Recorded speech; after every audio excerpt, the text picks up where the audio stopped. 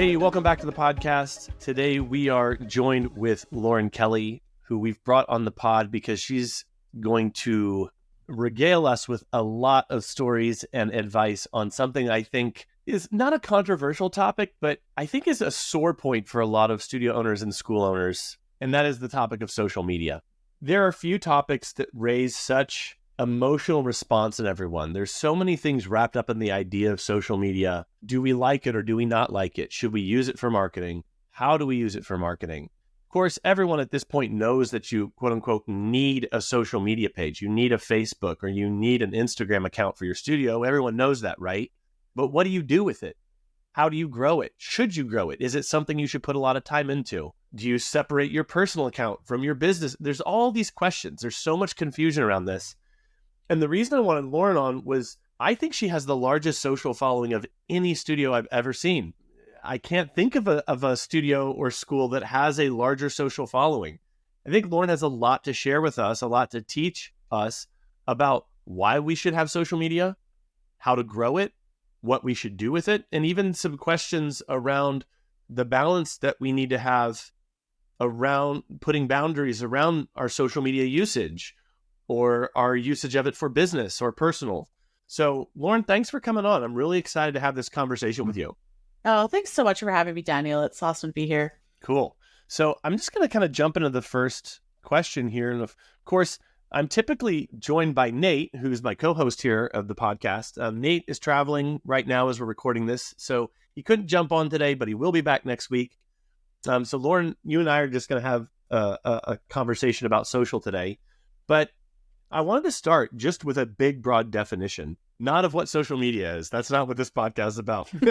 But when we were kicking around the idea of what we talk about in the podcast today and how to use social media to, for business purposes, I even wanted to start with a definition of what does it mean to you to even use the term growing your social media? What does that even mean to you? Let's just start with a big, broad definition. Two things, I think. The first one would be increasing your followers, your viewership, people that, depending on the platform, the terminology might be different, but follow you, like your page, and engage. And not only that, but increasing the amount, the amount that they're engaging, whether they're commenting, liking, sharing, all of the above.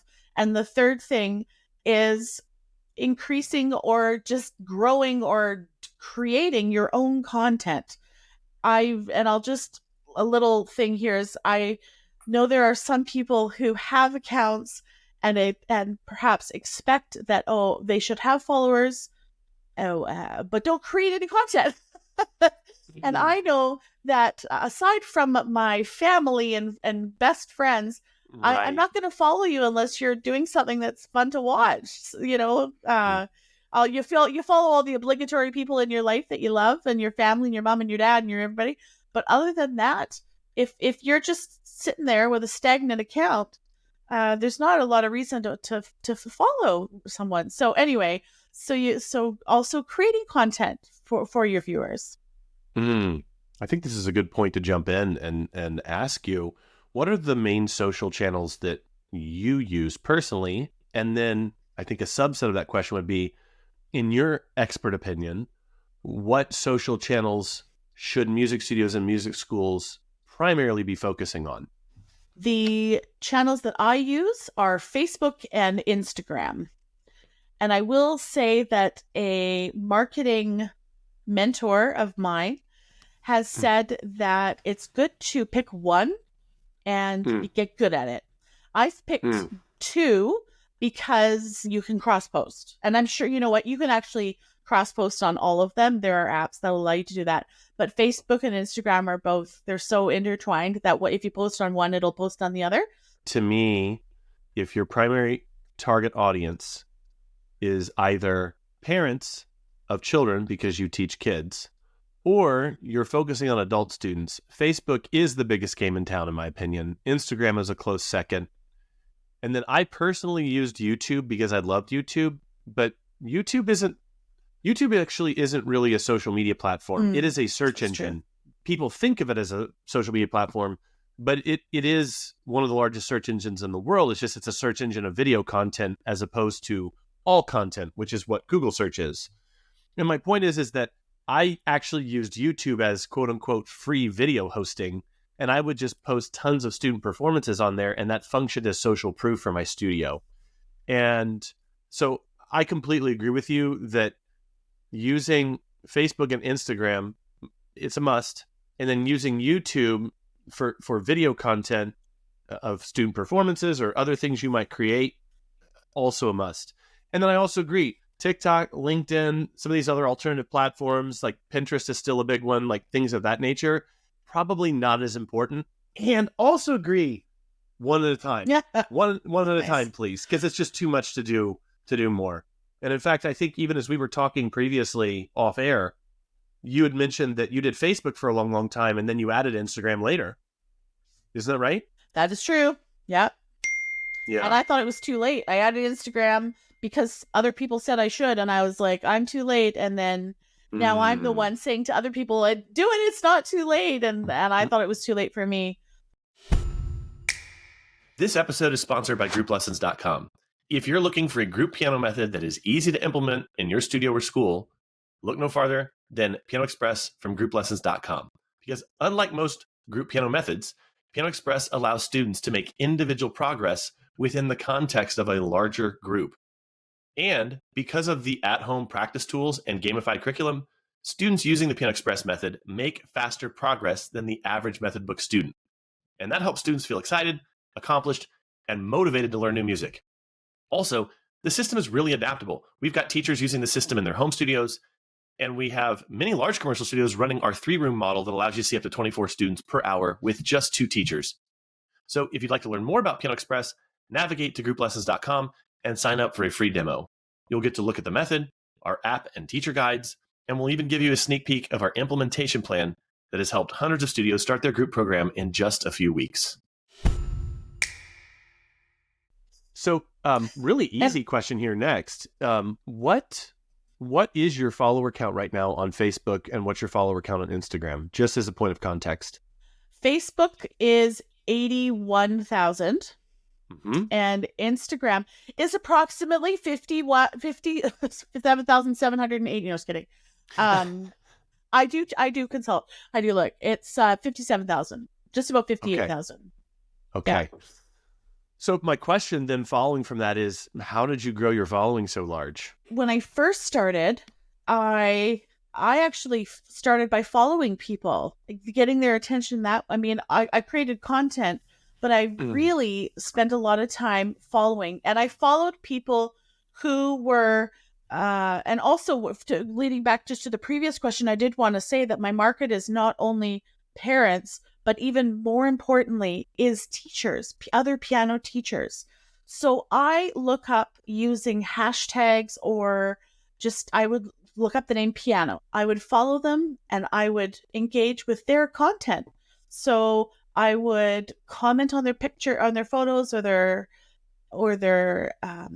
videos, whatever, and make meaningful comments, not just be like, love it, nice, heart, like actually, and learn the name of the person who's behind the account if I could, and say, Amanda, I really love what you're doing with your students, and make it personal, and so it doesn't look like you're spamming, and you want to be authentic, and you want to mean it, and it means a lot to people.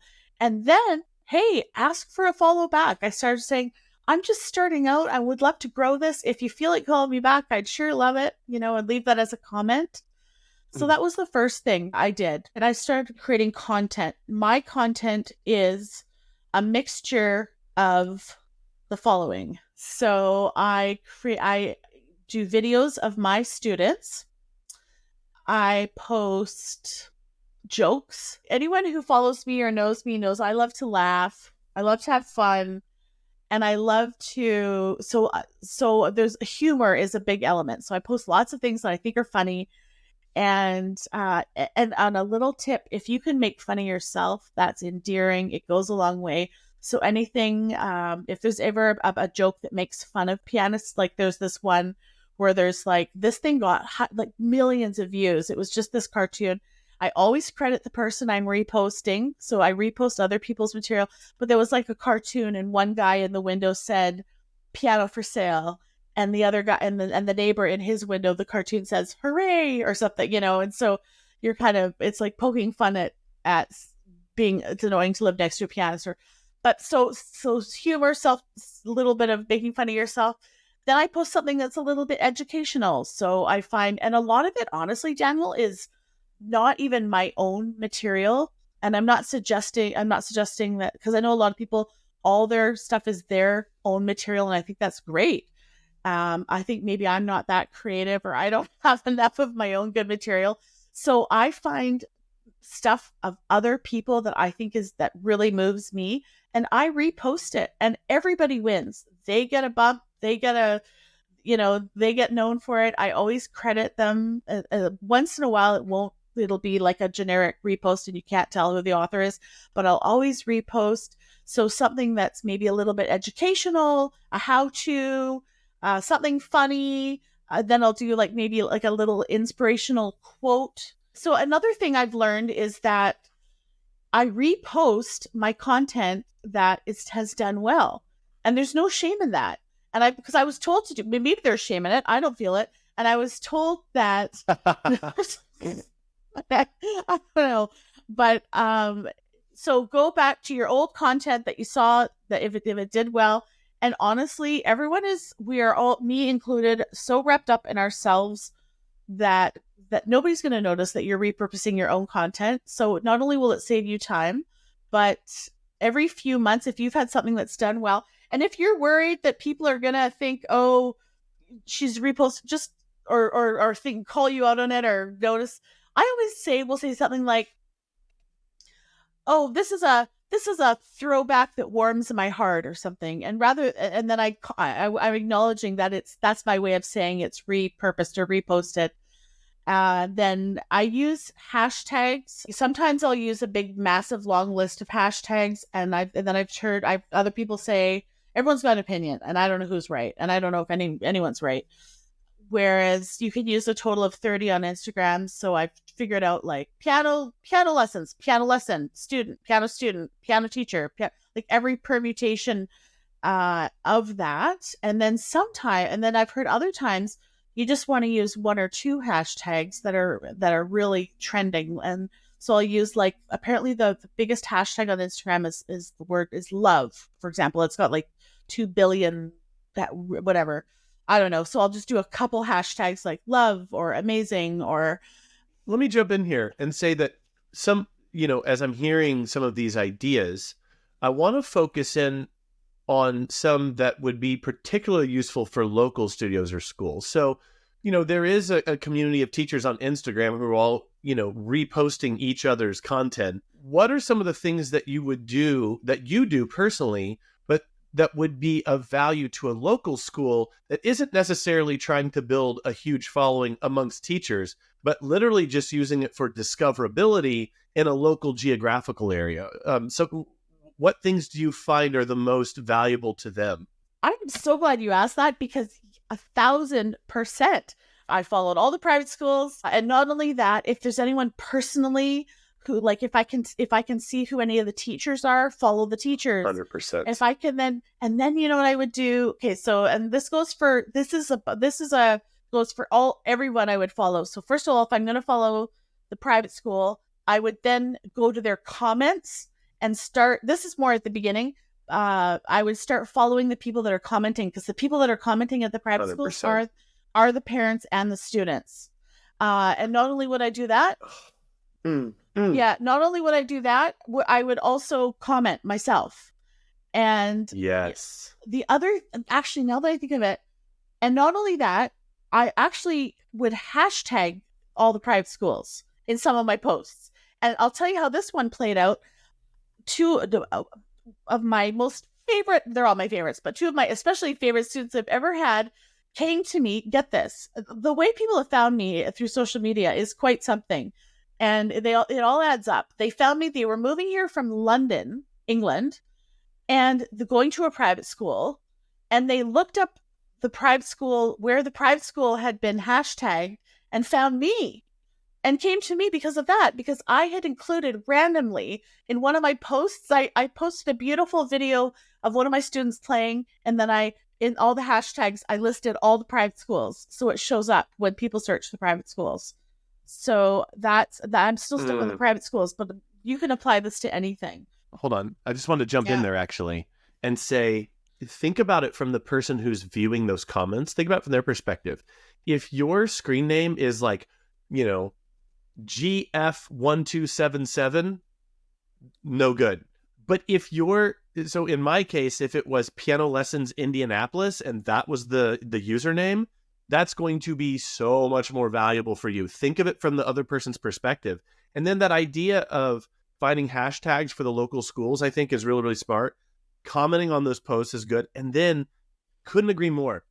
If someone is active enough that they are posting on posts by this private school or the local public school or the local little league teams, the soccer teams, the baseball teams, they are probably Instagram super users or Facebook super users, and they're going to see you. And then the way the algorithm works, you're probably going to start getting recommended because they know other people that are following you, and it all starts to really, really work in your favor.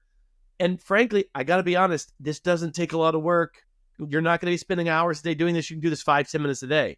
I've got a few others that I'll add to the list. I'm not going to elaborate on them, but I already said local Little League teams, local Chamber of Commerce, local religious institutions, churches, mosques, synagogues, like all that sort of thing.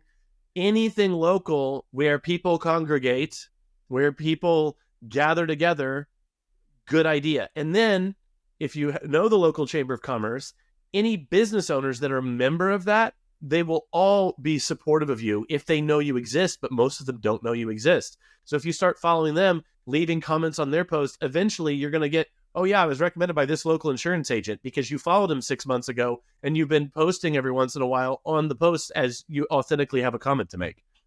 Daniel, you are reminding me of so many things I've done that I forgot I've done. And so I was making a mental list as you were chatting, as you were saying it, because same thing.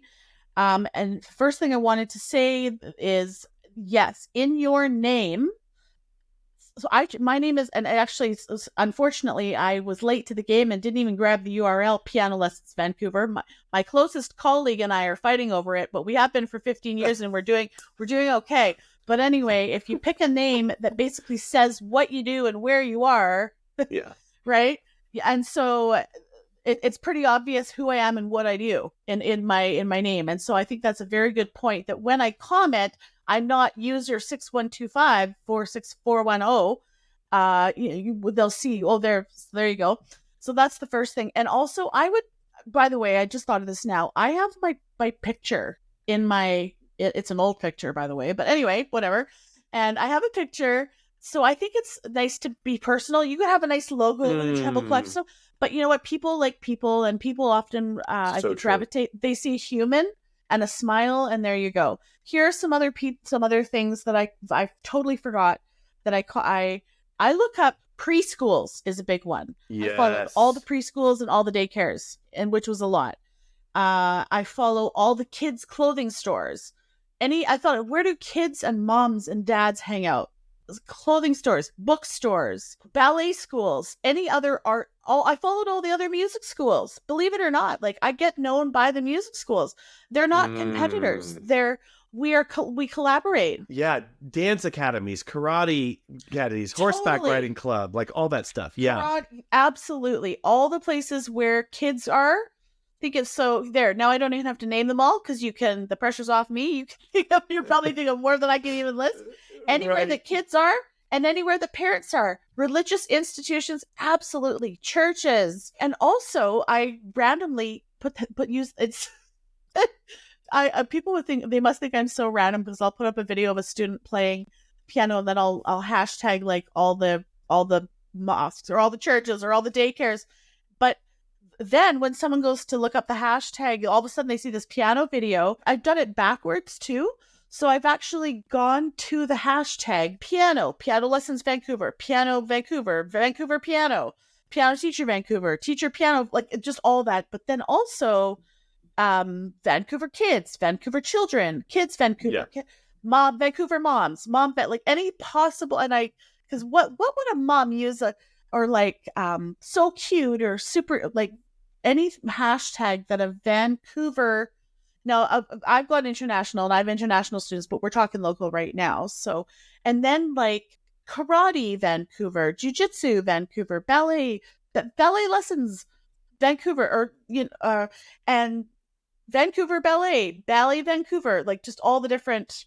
Yes. And then I go there, I comment on there. Yeah, I was going to say, so what I do with that when I get there is I find all the different posts, and there'll be like a random mom whose child, this has happened too. I was following, or I found a hashtag kids clothes or something, and I found some dresses that a little, and I thought, I wrote, these dresses are so beautiful, what lovely whatever. And it was a mom who saw my comment and thought, I was going to this kid's store, and then I remembered I was looking for a piano teacher. So I've had it. This may sound ridiculous, but I've actually got found students who have come from these random hashtags. It's not one for, and I can think of one. I commented on someone's dress on a fashion website, and the mom came to me with a student. And so these things, yeah. That's incredible. I mean, getting students is one thing, but there are so many other benefits.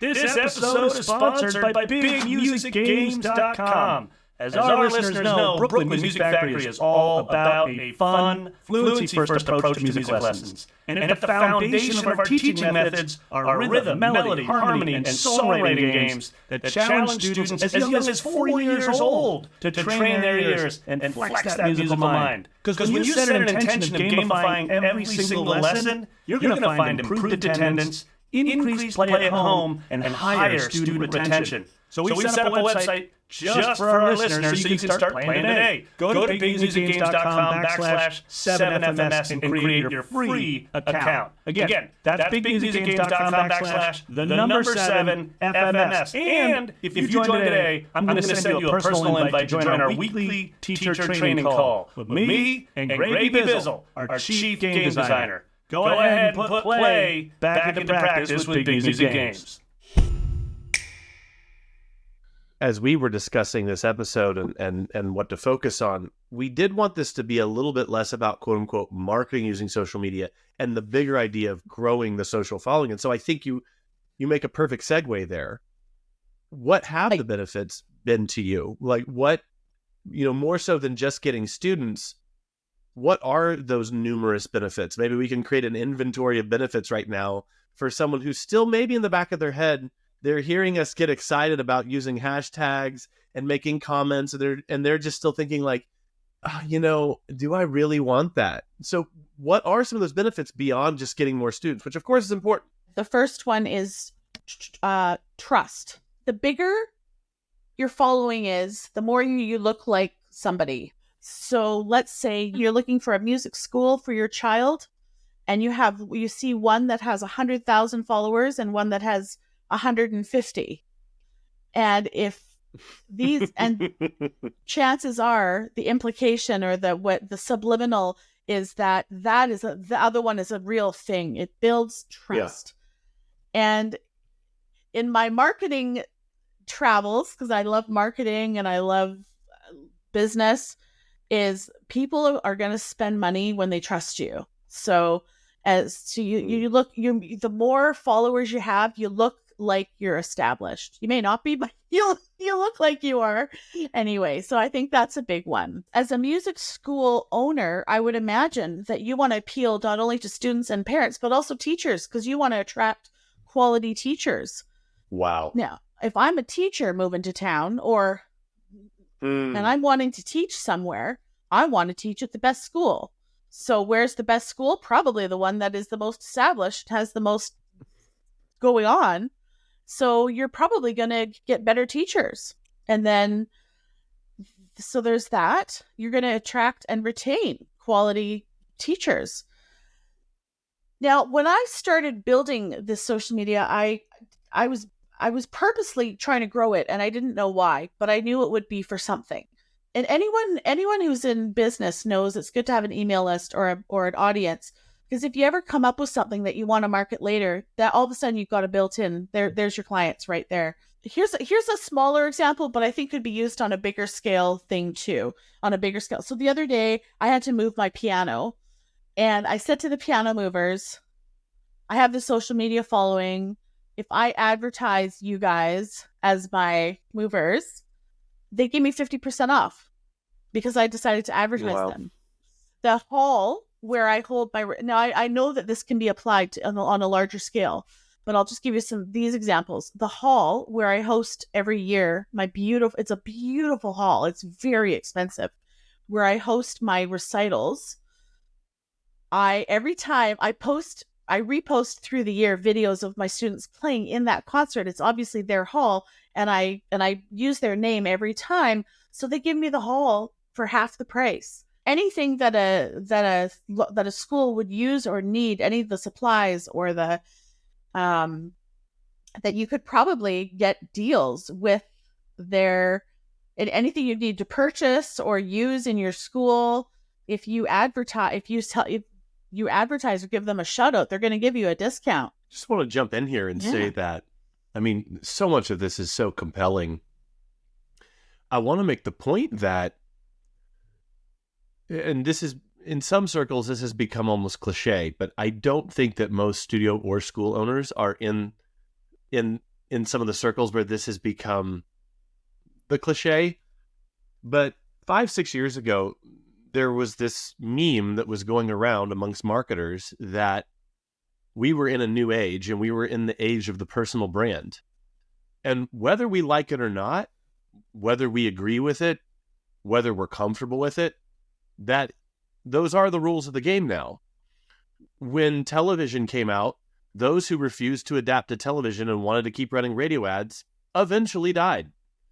When the internet came out, when digital advertising came out, there were people that were like, yeah, this is a fad, not interested. We're just going to keep running our television ads. Those businesses died. Now, again, this is kind of the cliche. This is the television. This is the thing. And whether or not you like that you have to have a personal brand, yeah, I was holding my phone for those who aren't watching. I know, me too. Great, exactly. I held mine up as well. Right. Mine's not far either. Yeah. Yeah. You can complain that, it's just another thing on my list of things to do. I need to do social media. I'm just going to reframe it. It isn't another thing on your list of things to do. It is the thing to do. Yeah. It is the thing to do. And I know that my message has largely been one of ads and Google ads and things of that nature. And that certainly is not something I'm backing away from. And I never will. Like there is value in paying for reach. But Google's on the internet, Daniel. Google's on the internet. Exactly. So there's Google ads are important. We're not talking about those right now, but they're important. Yeah. But as social goes, understanding the rules of that game and participating in it and doing some of the things that we're talking about here has become a non-option.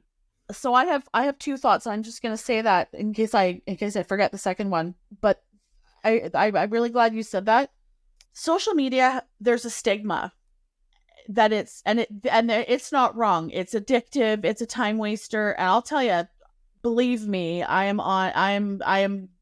if it's more than anyone, definitely spending a lot of time in my downtime too. So there are the things that maybe or it's unhealthy, or we're living our lives online, or all the things that you read and get out and live life and all that. I totally agree with all that.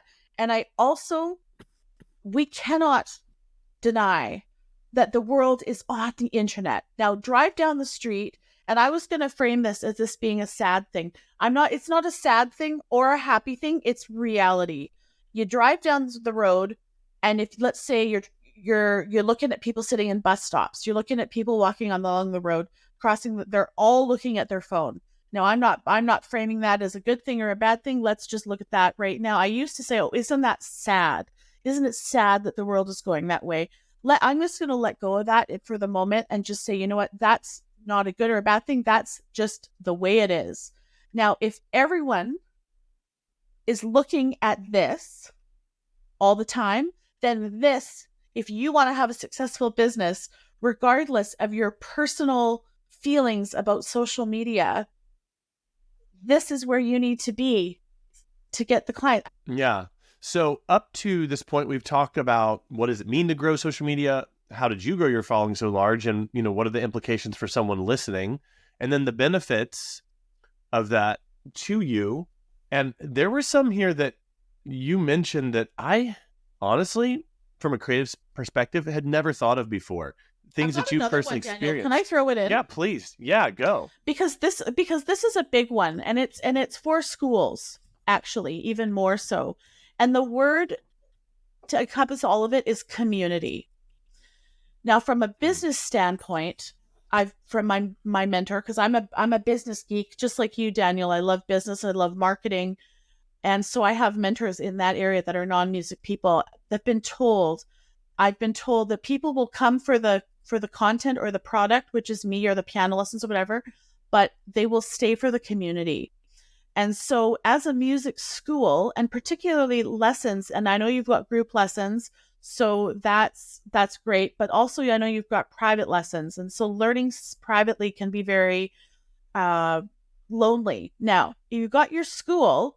Let's say you build a large following. You've got, like your school has 1 million followers or whatever, and looks like a real thing. And you're posting your teachers, you're posting the students, you're posting you're going to grow the community, and it's going to look like a real thing. And people want, as humans, we want to be part of a community, of a family, of a group. We want to be part of something. So if you create something, people are going to want to be part of it. Create an event for your school. So I'm going to do a piano Olympics or technique Olympics for my studio next year. And then I'm going to, of course, post it on social media. But it's going to be videos and pictures of a whole bunch of people together doing something special with piano or music. And then people will see it, and then you post it. Look at this great event that we're all going to, and people will see it. And I want to be part of that. And then post the teachers and use words like family. We're a music family, and just you can really grow that way by creating the sense of community and family. And people are going to want to be they're going to be drawn to that. Not just, I want to be part of, not only like, okay, the school has good teachers and I want to learn how to play music, but there's something more here. And that will really appeal to people at the heart. And people purchase with their hearts. People pull out their credit cards and buy, with their hearts. So. Oh, absolutely. Absolutely. There are some things where the time between discovery and me saying, oh, I have to have that, there's no logical thought because it bypassed that point. It was just a feeling of seeing and, oh, I want that. We could go overboard with that feeling. So it's good to have that in check somewhat. But there are some things where it is such an emotional response that it kind of bypasses that logic center of the brain. And I think that's what you're talking about there. So, I think as we draw into the close here, or as we go into the close, maybe we can have a little bit of a casual discussion here for a larger school, maybe, or even a studio where the owner is busy or they're focused on the educational component of the studio. Perhaps they have the studio, but then they're also very involved in local music organizations, things of that nature. And they hear us talking about all the social media, finding hashtags, this sort of thing. Do you think a lot of the things that you've said here can be executed by an admin in the studio or someone that's working for the studio? Maybe a teacher who's really excited about social media, they could execute some of these strategies. Do you think that's possible? And if so, why? And if not, I'd love to hear your other thoughts too. Pushback. If I understand your question correctly, Daniel, I think yes. So I'm just going to check that I understood you correctly. Is basically, could you hire a social media manager to be posting everything? Is that what you're asking?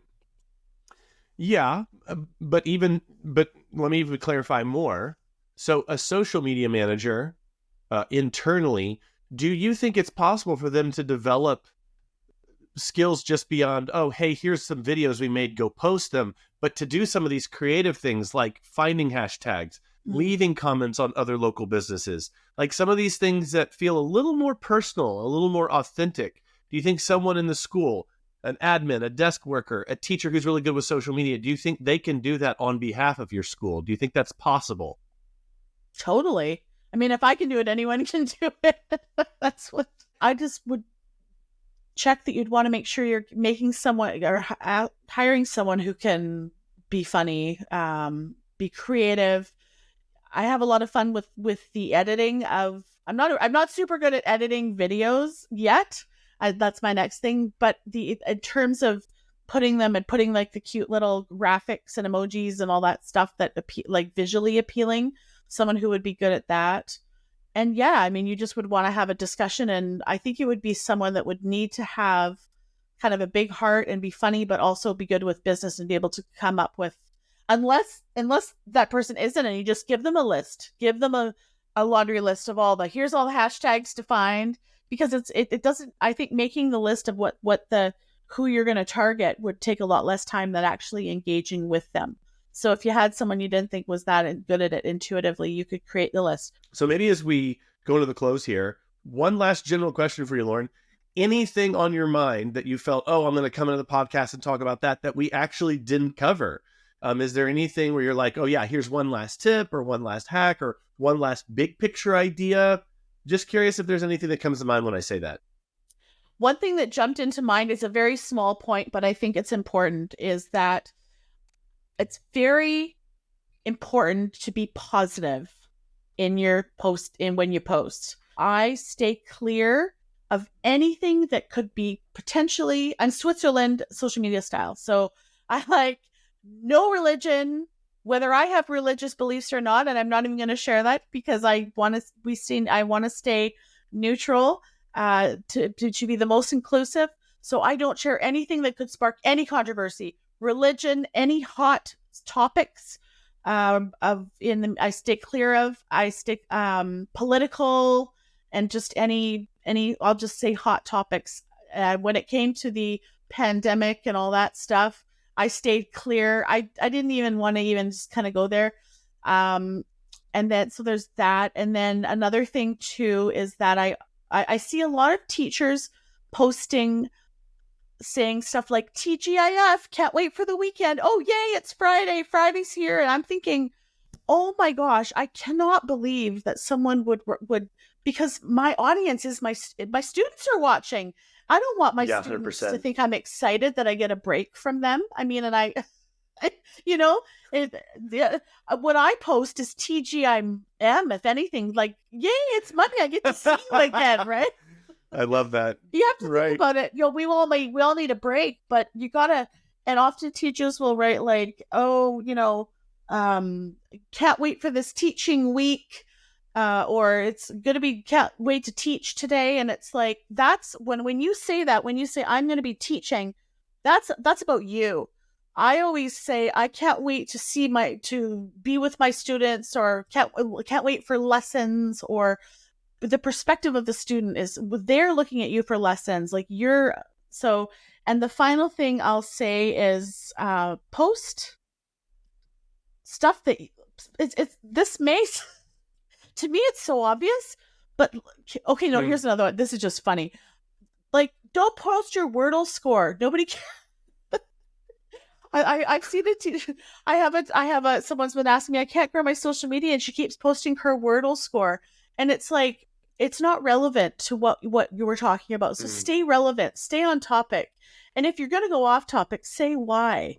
And finally, I'm going to say, and what is the final thing? Post things that you like and you really honestly think other people would like. Ask yourself, and don't just gratuitously just post for the sake of doing it, but do you think it's funny? Does it warm your heart? Does it? And stay positive. And if there is anything that you feel could offend anyone, with it, I mean, so just stay positive, be positive, and post. This is such bad advice. Post good stuff. That may sound cheap, but there's a lot of stuff that I look at and I think, really, just stay quality, stay neutral, stay positive. And I would just say to be practical with that advice, I'm just going to give like an additional bonus hack here.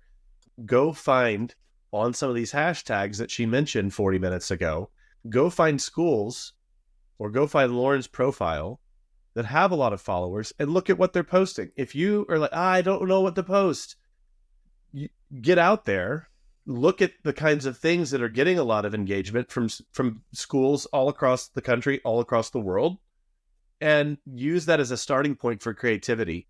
And as usual, the best way to learn, in my opinion, is to do. You don't sit and read a book on how to play the piano or how to play the guitar and then think, I'm gonna figure this out theoretically for like a year or two, and then I'm gonna actually go touch the instrument. No, you learn it by doing it. And I think definitely the same thing is true of social media.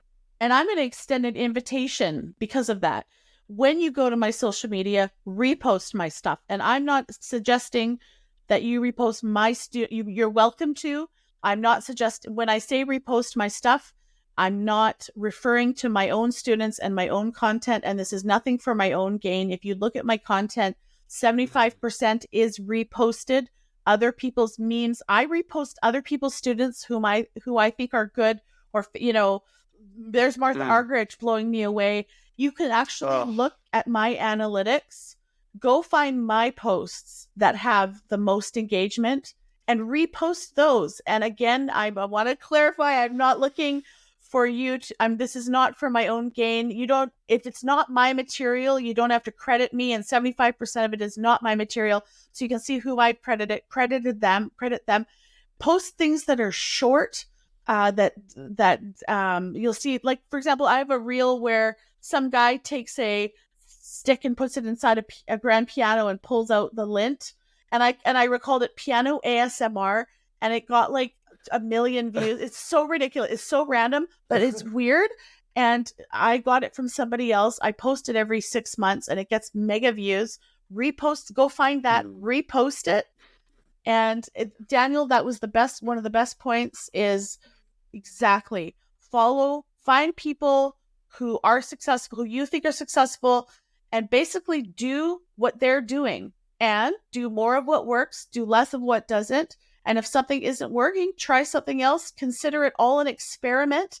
So try everything. And if it doesn't work, as Nelson Mandela said, I never fail. I either win or I learn. No, I never lose. I either win or I learn. So if something doesn't work, you haven't lost. You've learned what doesn't work, and you're closer to what does work.